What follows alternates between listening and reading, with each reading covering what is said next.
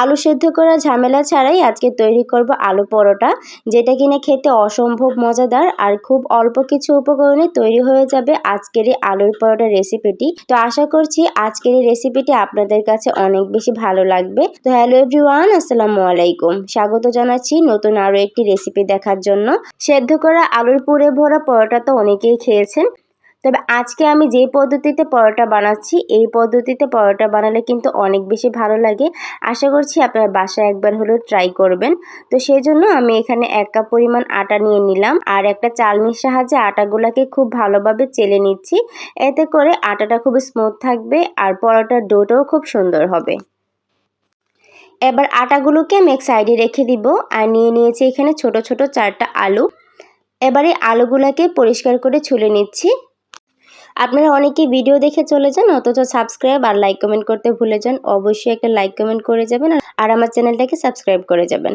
তারপর দেখেন এবার ছুলে রাখা আলুগুলোকে আমি কাঁচা থাকা অবস্থায় এভাবে করে একটা গ্রেটার দিয়ে গ্রেট করে নিচ্ছি। আজকে আমি যেভাবে আলু পরোটাটা বানাবো এই ক্ষেত্রে কিন্তু আলুগুলাকে একদমই সিদ্ধ করতে হবে না। আলুগুলাকে কাঁচা থাকা অবস্থায় আমি গ্রেটারের বড় অংশটা দিয়ে সুন্দর করে গ্রেট করে নিচ্ছি। আর গ্রেটটা কিন্তু অবশ্যই বড়টা দিয়েই করতে হবে, না হয় বটি দিয়ে সুন্দর করে কুচি করে নেবেন। তারপর দেখেন এগুলাকে আমি পরিষ্কার করে ধুয়ে পানি ঝরিয়ে নিয়েছি। এবার আমি চুলায় চলে যাব রান্নার পর্যায়ে। চুলায় একটা কড়াই বসায় দিতে হবে আর এর ভিতরে আমি খুবই অল্প পরিমাণে একটু জিরা দিয়ে দিলাম। এই ফোড়নটা দিলে কিন্তু ঘ্রাণটা অনেক বেশি ভালো লাগবে পরোটাতে, সেজন্য আমি এখানে একটু জিরার ফোড়ন দিয়ে দিয়েছি। জিরার ফোড়নটা 30 সেকেন্ডের মতো একটু নাড়াচাড়া করে আমি এখানে কিছু পেঁয়াজ কুচি দিয়ে দিয়েছি। পেঁয়াজ কুচিটাকে হালকা একটু ব্রাউন কালার করব, এত বেশি কালার করা যাবে না, মানে হালকা একটু নরম হবে শুধু। যখন এই যে এই পর্যায়ে চলে আসবে তখন আমি এখানে পরিমাণ মতো হলুদ দিয়ে দিব আর একটু দিয়ে দিচ্ছি মরিচের গুঁড়া। আপনারা সেটা স্কিপও করতে পারেন বা দিতেও পারেন, তবে আমার কাছে মনে হয় আমি যেভাবে বানাচ্ছি এভাবে বানালে কিন্তু অনেক বেশি মজা হয়। একবার হলেও বাসায় ট্রাই করে দেখবেন। তারপর হলুদ মরিচটাকে পেঁয়াজের সঙ্গে ভালোভাবে মিশিয়ে তারপর আমি এখানে আলু কুচিগুলাকে দিয়ে দিয়েছি। আলুটাকে হলুদ মরিচের সঙ্গে ভালোভাবে মিশিয়ে তারপর আমি এখানে দিয়ে দিব পরিমাণ মতো মরিচের কুচি। আপনারা চাইলে এখানে শুকনো মরিচের গুঁড়াও দিতে পারেন, মানে টেলে রাখা শুকনো মরিচের গুঁড়াটাও দিতে পারেন। তারপর দিয়ে দিতে হবে পরিমাণ মতো লবণ। এবার লবণ আর কাঁচামরিচটাকে ভালোভাবে মিশিয়ে নেওয়া হয়ে গেলে এখানে আমি দিয়ে দিচ্ছি ম্যাজিক মশলা। আপনারা চাইলে চাট মশলাও দিতে পারেন, কোনো সমস্যা নেই। দেওয়া হয়ে গেলে এবার সবগুলো উপকরণকে একসাথে নেড়েচেড়ে ভেজে নিব। আলুটা যখন 50% মতো সিদ্ধ হয়ে যাবে তখন আমি এখানে 1/2 কাপের মতো পানি ব্যবহার করব। 1 কাপ আটার জন্য আমি এখানে 1/2 কাপ পরিমাণ মতো পানি ব্যবহার করছি। আপনারা চাইলে আটা যদি বেশি দেন তাহলে পানিটা আর একটু বাড়িয়ে দিবেন। তো আমি এখানে পানিটার সঙ্গে এবার আলুটাকে ভালো করে মিশিয়ে নিলাম। তারপর আমি এখানে 1 কাপ আটা থেকে অল্প একটু করে আটা দিয়ে একটা ডো তৈরি করব। অল্প অল্প করে দিয়ে ডোটা তৈরি করতে হবে, যেন এত বেশি নরমও হয়ে যায় না আবার এত বেশি শক্তও না হয়ে যায়। এই যে দেখতে পাচ্ছেন আমার কিন্তু পুরোটাই এখানে লাগবে, সেজন্য পুরোটাই দিয়ে দিলাম। এবার পুরোটাকে দিয়ে সুন্দর করে একটা ডো তৈরি করতে হবে আর চুলার আঁচটা কিন্তু একদমই লোতে রাখতে হবে। লোতে রেখে অল্প অল্প করে নেড়ে চেড়ে সুন্দর একটা ডো তৈরি করে নিচ্ছি। বেশ কিছুক্ষণ নাড়াচাড়া করার পরে যখন দেখা যাবে কড়াই গা থেকে এভাবে করে উঠে আসছে তখন বুঝতে হবে যে এবার ডোটা তৈরি হয়ে গিয়েছে। তো এই পর্যায়ে আমি চুলা থেকে এখন এই ডোটা নামিয়ে নিব, নিয়ে অনেকক্ষণ ঠান্ডা করে নিব। ঠান্ডা করে নিয়ে একটা বাটিতে নিয়ে নিব, নিয়ে বেশ কিছুক্ষণ ধরে এটাকে ভালো করে মথে নিতে হবে। এতে করে আলুগুলো একটু ভেঙে ভেঙে যাবে আর রুটিগুলো খুব স্মুথ হবে। এই যে দেখতেই পাচ্ছেন খুব সুন্দর করে মথে নেওয়ার পর আমি এখানে ছোট ছোট করে লিচি কেটে নিচ্ছি। আমার এখানে যেই কটা হবে সেই কটার জন্য ছোট ছোট করে লিচি কেটে নিচ্ছি। তারপর প্রত্যেকটা লিচি একটু একটু করে নিয়ে আমি একটু একটু আটা নিব, নিয়ে সুন্দর করে একটা পরোটা করে তৈরি করে নিব।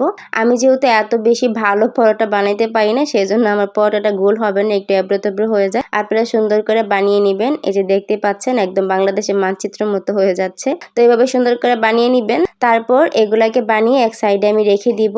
এই যে আরেকটা আমি আপনাদেরকে বানিয়ে দেখিয়ে দিচ্ছি। এই যে প্রত্যেকটা আলু কিন্তু একদম পরোটাটার ভিতরে চলে গেছে, এগুলা কিন্তু বোঝাও যায় না তত বেশি। আর এটা খাইতে যে কি মজা, অনেক মজা, কিন্তু আপনার বাসায় একবার হলেও ট্রাই করবেন। এই যে এভাবে করে বানিয়ে নিয়েছি। এবার আমি একটা ছোট বাটি নিলাম, নিয়ে এখানে একটা ডিম ভেঙে নিচ্ছি আপনারা চাইলে এই পরোটাতে ডিম ব্যবহার করতে পারেন অথবা নাও দিতে পারেন, সমস্যা নেই। তবে আমার কাছে মনে হয় একটু ডিম দিলে অনেক মজা লাগে, সেজন্য আমি একটা ডিম ভেঙে নিলাম আর একটু লবণ দিয়ে দিলাম পরিমাণ মতো। এবার ডিমটাকে খুব ভালোভাবে ফেটিয়ে নিচ্ছি। ডিম ছাড়া খালি তেল দিয়ে ভেজে খেলেও কিন্তু অনেক বেশি মজা লাগে পরোটাটা, একবার হলো ট্রাই করে দেখবেন। আর ঘি দিয়ে ভাজলে তো আরও বেশি মজা লাগে। তো চুলায় একটা তাওয়া বসাই দিলাম, দিয়ে একটা একটা করে পরোটা দিয়ে একটু দুই পাশ অল্প করে একটু ছেঁকে নিব। চুলার আঁচটা একদম লোতে রেখে 1 মিনিটের মতো পরোটাটাকে খুব ভালোভাবে একটু ভেজে নিতে হবে। এতে করে আলুগুলো খুব সুন্দর করে এটা পরোটার সাথে অ্যাডজাস্ট হয়ে যাবে আর খেতে বেশি মজা লাগবে।